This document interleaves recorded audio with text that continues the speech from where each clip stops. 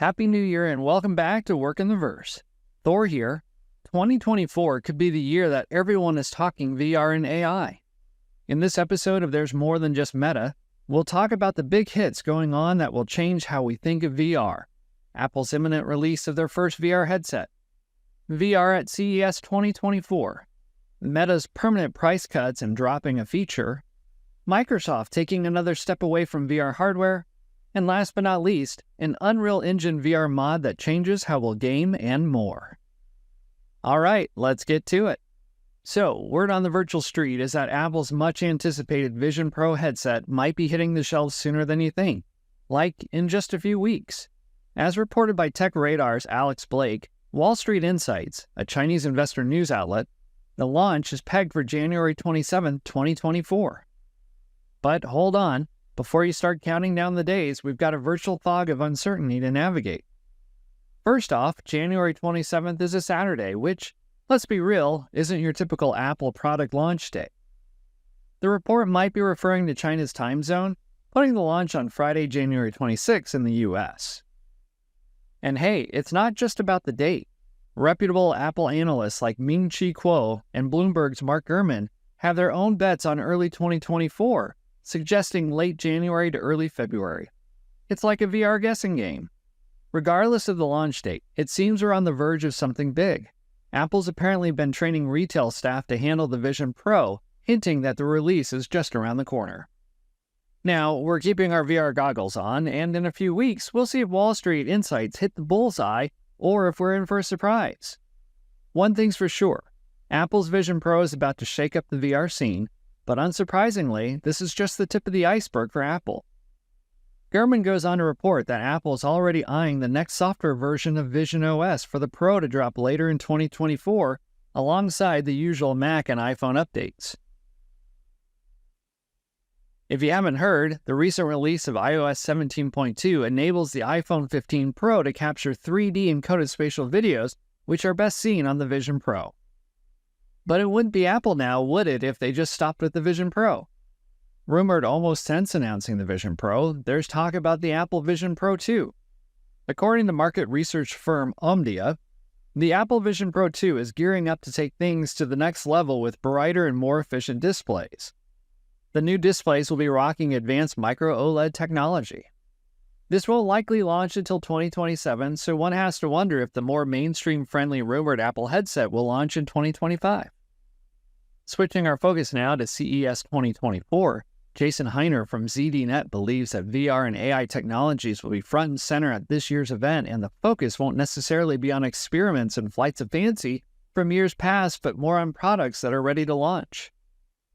Since they've already been pre-briefed on products, this optimism should be well-founded. Of the top 3 themes he highlights, it will be AI first, VR, AR, and XR second, and to round out the list, the focus on 100-inch TV screens with display innovations. For the VR space, Qualcomm's new XR Plus 2 Gen 2 VR chip will take the lead. This is the chip that's supposed to compete with the Apple Vision Pro and is the successor to the Quest 3's Qualcomm chip. We'll also hear how hands-on organizations ranging from healthcare to product designers are relying on VR and XR to do critical parts of their work every day. I wouldn't be surprised if we also hear about Samsung and Google's latest foray into their much-anticipated VR device too. And with the anticipation swinging away from Meta, we can't count them out to drop a few surprises and what are they thinking moments to stay in the spotlight. Coming as no surprise, Meta announced permanent price cuts not only for the Quest 2 but also accessories as well. The Quest 2 128GB model now sits at $249.99 and the 256GB version is $299. These happen to be the same prices as they were for the holiday special, but if we go back in time just a bit, you can see a steady decline from when they actually went up in price. Hamish Hector from TechRadar thinks this might be a sign to the beginning of the end for Quest 2. With a price drop in both the headset and official Quest 2 accessories, it sounds like an opportunity to clear out existing inventory to make room for the Quest 3 and perhaps the rumored Quest 3 Lite. As you've heard in some of my previous videos, the Quest 2 is still a good experience, so if you want to dip your toes in the VR waters, there hasn't been a better time. I think it's a safe bet considering how long Meta supports their devices. If you want to invest in the future, and you don't want to wait for another mainstream headset, and you don't have the $3,500 for the Apple Vision Pro, then the Quest 3 is a no-brainer. Speaking of things coming to an end, Meta quietly dropped their support to Chromecast to your TV. According to reports from Android Central and buzzing Reddit threads, the recent V60 software update for Meta Quest headsets has quietly removed the option to beam your gameplay to a Chromecast dongle on the same Wi-Fi network. Meta hasn't shouted this from the virtual mountaintops, but a subtle update in the official documentation now states that Chromecast is not fully supported with MetaQuest. So far, Meta has been quiet on this, but like getting phone notifications, maybe they felt the experience wasn't reliable enough for most users. I heard that one workaround is to set up a secondary account which still has the option to send gameplay to Chromecast. To verify the rumor, I fired up my Quest 2, which has a secondary account, and lo and behold, there it is.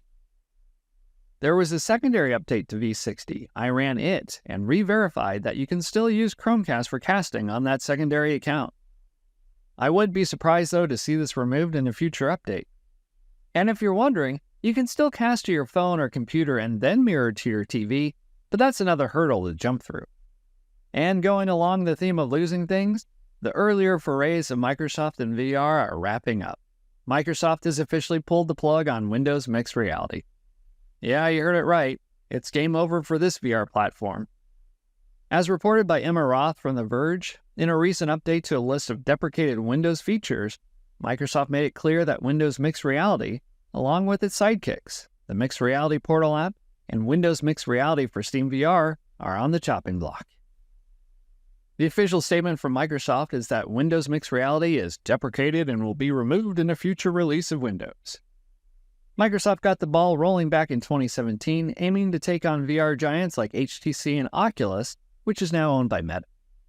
It served as a portal to the VR realm, offering access to games, apps, and other immersive experiences.